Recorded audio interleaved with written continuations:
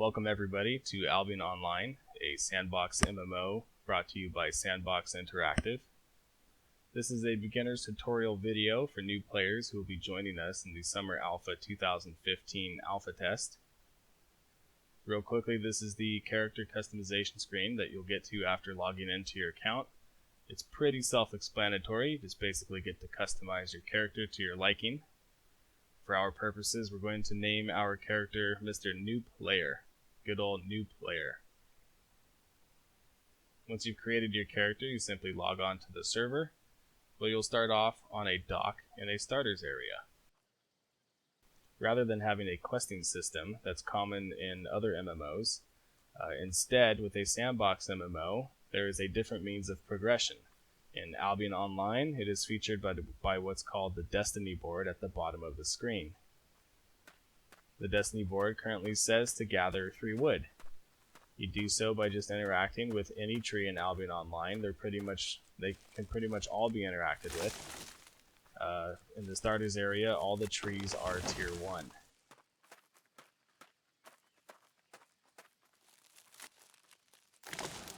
Once you've collected your wood, the progression moves on to gathering 3 stone. So you just simply run around until you find a boulder of which you can harvest stone from.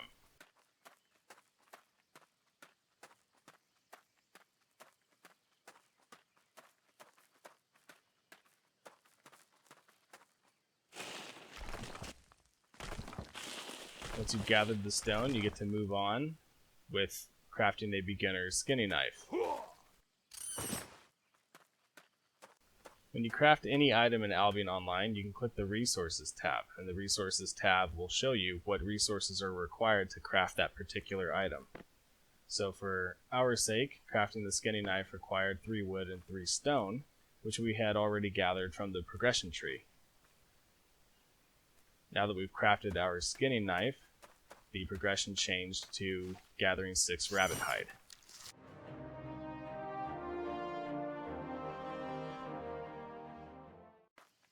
Now that we've collected enough rabbit hides, we can craft our first piece of armor, which is a tier 1 leather chest piece, the beginner's leather armor. It comes with a regrowth spell so that we can heal ourselves when we need to. It also features a passive spell that we get to select from various options.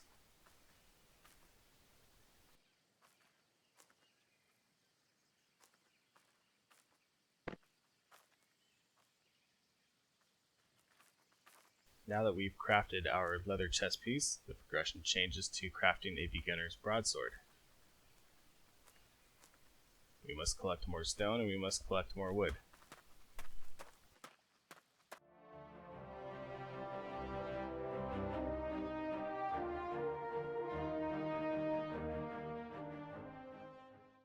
Now that we've collected enough resources, we can go ahead and craft our beginner's broadsword. It'll be our first weapon we get to use in Albion Online. After we've selected our spells, we now have our beginner's broadsword. Every time you reach a certain progression in Albion Online, you will see a list of achievements that will flash to show you that you've completed that specific progression. It will also unlock new armor, new weapons, various new things that you can now use on your character so long you've leveled it up. After crafting your beginner's broadsword, the progression changes to crafting the beginner's pickaxe.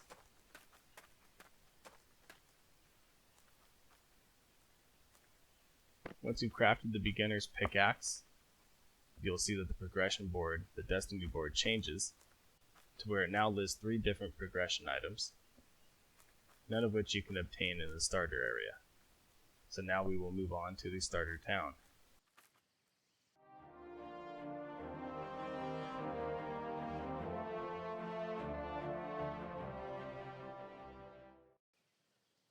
Here we are in the starter town of Middlecross. We're going to proceed to the bank, so that those of you who are legendary founders, this is a good time to collect your legendary items from your mailbox and immediately deposit them in your bank. If you do so prior to going to the bank, you'll find you'll quickly become overburdened and can't move. If that happens, just equip your ox and run to your bank, then deposit all your items. Now we'll proceed to the next step. Being this is a sandbox MMO, there is no next step. What we'll do is we'll just click on this vendor here to our left. You can pull up your map and also click on the icon as well. It is the Journeyman's Warrior Forge. Here we get to see the next items and the next armor that we get to craft. Anything in red can't currently be obtained until you reach the next level of progression. You'll see at the top of your progression board is one called Trainee Fighter. In order to unlock those items that were in red, you need to progress past the Trainee Fighter progression mark. Fame is what allows you to progress in Albion Online. In order to gather fame, you typically have to harvest resources that are tier 2 or higher, or defeat monsters that are tier 2 or higher. Once you've defeated a monster, you will see the amount of fame scroll above their head that you've gained. Foxes are tier 2, so therefore we will kill enough foxes until we reach the Trainee Fighter progression. Before you finish the Trainee Fighter progression, or likely what you'll have to do anyway, is move into one of the adjacent clusters. I highly recommend this also because you will encounter your first set of humanoids that you can farm for silver, which you'll need for crafting. The humanoids are more difficult than the creatures. They do fight back, and they have different spells and abilities that can really affect your character. If you ever get into a situation where you drop below a quarter life, I highly recommend that you just run away and simply leash the mob, and then you can always heal yourself and recover. You want to avoid death at all possibilities in a sandbox MMO, given that not only is there a chance that you may lose your gear, but also just the downtime from having to run back from town. It can really hinder your progression. As you can see, we're getting ready to finish the Trainee Fighter progression, so we'll go ahead and finish this last mob. Now that we've gained all the fame necessary to go beyond the Trainee Fighter progression, we will go ahead and head to town where we can use the new items we unlocked. Once back in town, you may proceed to the Journeyman's Warrior Forge so that you may research what resources you need to craft the gear. For the sake of this tutorial, we're going to stick with what is essentially a warrior class, a plate-wearing, one-handed shield or two-handed character. What I recommend is you click on every item that you need, and with a pen and paper, write down all of the resources that are required. To craft the tier 2 set, the tier 2 plate armor set, you will need 48 copper bars and 8 leather. Now, as you may notice, in the starter town, there are 2 nodes of copper right next to the refiner. If you need more copper, you can head into any of the adjacent clusters. I went into Reedvale, and you'll typically find metal nodes along the cliffs and the edges of the map. As you'll see from the video, you can get an example of what the copper ore nodes look like for the tier 2 metal. And then, of course, all the foxes in the game are tier 2 creatures from which you can get the tier 2 leather from. Once you've collected all of the copper and all of the leather that you need, you may head back to town to craft your first gear set. Now you may proceed once again to the Journeyman Warrior's Forge to craft your first gear set. What you'll quickly find out is that you can't just use the raw resources to craft the item that you need. What you'll have to do is you'll have to refine the resources into a material that's more usable for the crafting. For the copper bars, you proceed to the refining station, and for the leather, you proceed to the tanner.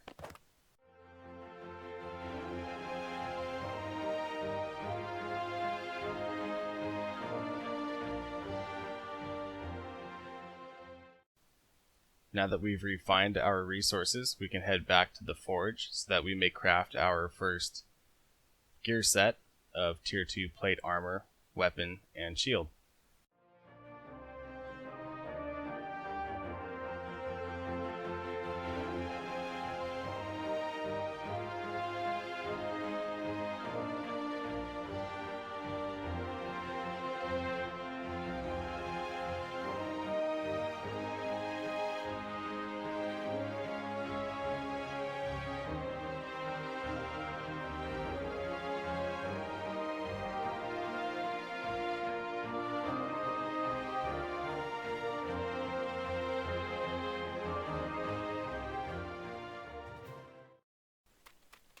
Now that we've crafted our tier 2 gear, of course we'll want to craft our tier 3 gear. Before we do anything, we'll want to make sure that we have all the tools necessary to gather all the resources in the world. First you'll want to craft your remaining tier 1 tools, and then do the research necessary to craft the tier 2 tools. The tier 2 tools will require 40 tier 2 wood and 15 tier 2 copper. Before we proceed into the world, we'll want to head to the bank and deposit all items we don't need so that we're not overburdened. Now we'll proceed into the cluster of Reedvale to gather all remaining tier 2 wood and all remaining tier 2 copper.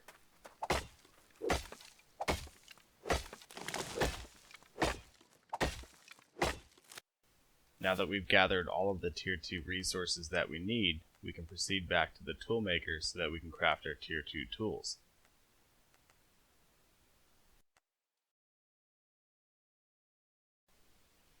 Now let's take a look at the Destiny board within Albion Online. You will find the tab at the bottom center of your screen. This is the massive progression tree within Albion Online. The right half of the Destiny board are all of the crafting trees. Here you'll see we are researching what is required to unlock the tier 3 plate gear.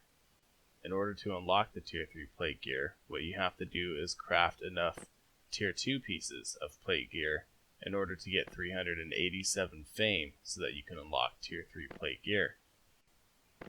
As you can see, I'm just currently browsing what the requirements are for both leather and cloth.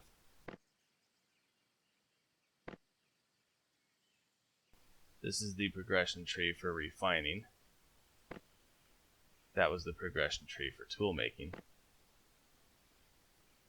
That tree there that we won't click on is for farming, which we won't get into. That tree there is for gathering, of which you can, when you try to gather higher tiers in Albion Online, what you have to do is you have to progress the certain tool that you're using to harvest those resources. The left side of the Destiny board are all of the combat trees, and as you see, we're researching the Journeyman Warrior requirements so that after we craft the tier 3 plate gear, we can actually use it. What we're going to need to do is farm 90 fame so that we can unlock the tier 3 plate gear. Now that we've crafted our tier 2 gear set, we're ready to work on being able to wear a tier 3 gear set. This is accomplished by progressing towards becoming a Journeyman Warrior in the progression tree, which requires 90 fame. To do this, I ran into the cluster of Reedvale and proceeded towards any one of the blue dungeons on the map. They are commonly defended by the humanoids of that cluster. These are the tier 2 heretics we saw prior, and as you can see on a warrior is a high damage mitigation class. Both the shield and the chest piece feature 2 spells that allow you to mitigate damage. Once you've defeated a set of mobs, what you must do is put on your tier 2 leather chest piece that you crafted earlier so that you can heal yourself back to full life. You can also visit the auction house so that you can purchase carrot soup or any other food that will help you regenerate your health. If you decided to play a mage instead, I went ahead and crafted a set of mage gear and will demonstrate the difference between a warrior class and a mage class. With a mage, you can use a one-handed shield to help you have some damage mitigation in the early game. I highly recommend using it for its ability to mitigate damage. The mage is a much higher DPS class than the warrior, but cannot mitigate nearly as much damage. So you need to be a little bit more careful and a little bit more strategic in how you pull mobs. If you decide to play a ranger instead, you get the benefit of doing more damage than a warrior, having more mitigation than a mage, but you also get the nice regrowth spell that you can use at any time, which comes on the chest piece.